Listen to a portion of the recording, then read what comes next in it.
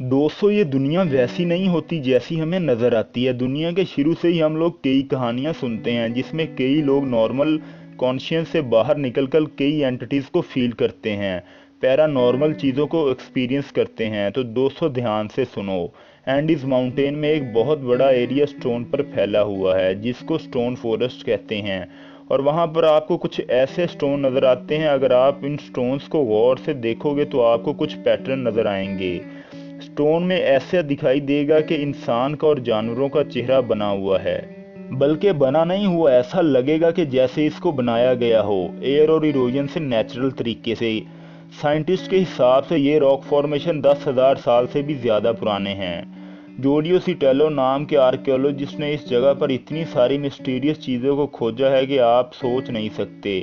इसको इस जगह पर कई मम्मीज भी मिली हैं। और जब ये सब लोगों को पता चला तो लोग एक्साइटेड होकर खुद उस जगह को देखना चाह रहे थे, ये जानने के लिए कि वहाँ पर क्या क्या पैरानॉर्मल चीज़ें होती हैं। वहाँ पर ऐसे कई वाक़यात हुए जो कि ये बताते हैं कि वहाँ पर इंटर डायमेंशनल ट्रैवल भी पॉसिबल है। डॉक्टर रोल रियोस सेंटेनो, जो कि एक डॉक्टर और पैरानॉर्मल इन्वेस्टिगेटर हैं, इनके पास एक ऐसी पेशेंट आई जिसका आधा जिस्म पैरालाइज हो गया था।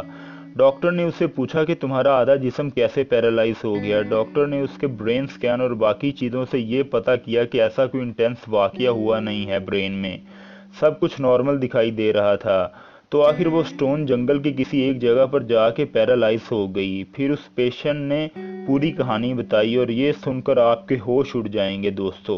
उसने बताया कि वो अपने फ्रेंड के साथ कैंपिंग कर रही थी और रात के टाइम वो उस फॉरेस्ट को एक्सप्लोर कर रही थी।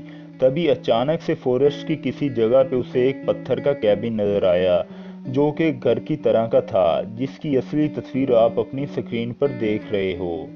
और उसके अंदर नाचने और गाने की आवाज़ें आने लगी। ऐसा लग रहा था कि म्यूजिक चल रहा है और अंदर कोई पार्टी हो रही हो।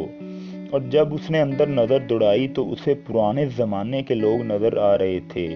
ऐसा लग रहा था कि 17वीं सेंचुरी के लोग आपस में कोई पार्टी कर रहे थे। और फिर वो क्यूरियोसिटी से उसके अंदर जाना चाह रही थी और अंदर जाने लगी। और जब वो गेट के पास आई तो उसका जिस्म शक होने लगा, ऐसे जैसे वो किसी पोर्टल में शक हो रही हो। कोई पोर्टल उसको अंदर की तरफ खींच रहा था। तभी उसके दूसरे फ्रेंड्स आए और उसको वापस खींचा, लेकिन उसका आधा जिस्म उस पोर्टल में घुस चुका था। और जैसे उसको बाहर खींचा गया, उसका आधा जिस्म काम करना बंद हो गया, जैसे वो पैरालाइज हो गई हो। उसकी बॉडी का जो पार्ट दरवाजे में गया था, उतने पार्ट की बॉडी की एनर्जी स्पेस टाइम के डिस्टॉर्शन की वजह से पैरालाइज हो गई, या शायद एक टाइम स्लिप की वजह से हुआ था।